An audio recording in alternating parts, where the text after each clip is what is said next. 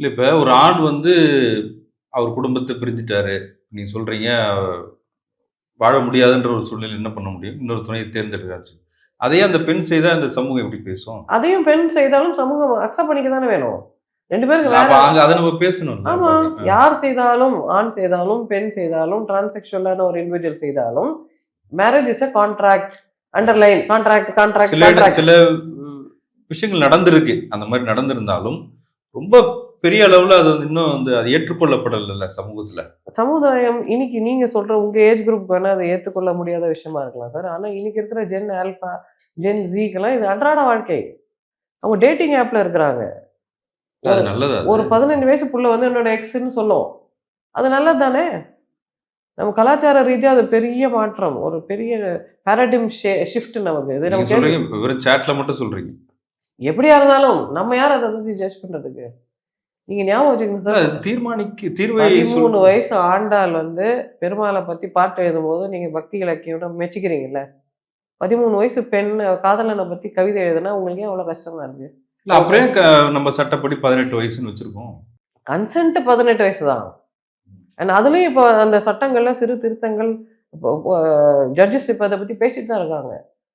இப்போ காதலனும், காதலியும் அவங்களுக்குள்ள பாக்ஸோ ஆக்ட் வராது. காதலன், காதலி தானே கன்சென்ட் இருக்குல்ல. அப்ப நீங்க கன்சென்ட்ன்ற இந்த கதைய கொண்டாடுறது பேரண்ட்ஸ். இந்த பேரண்ட்ஸ் என்ன நினைக்கிறாங்க, இந்த வயசுல அவங்க செக்ஸ் வச்சிருந்திருக்க கூடாது. என் பெண் வந்து வெர்ஜினிட்டி ரொம்ப பெரிய விஷயம். அவளா நினைச்சா கூட அவ வந்து அத பத்தி ஒண்ணும் முடிவு எடுக்கக்கூடாதுன்றது பேட்ரியார்கி தானே. என் பெண்ணோட வெர்ஜினிட்டி எனக்கு ஓனர்ஷிப் இருக்குன்னு அவங்க நினைக்கிறாங்க.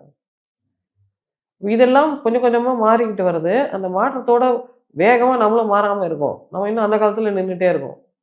இன்னும் வந்து வாழை இலையில முள்ளு பட்டா வாழை இலைக்கு தான் வலிக்கும்னு நம்ம சொல்லிட்டு இருக்கோம். அது வாழை இலை கிடையாது. அது மனுஷி.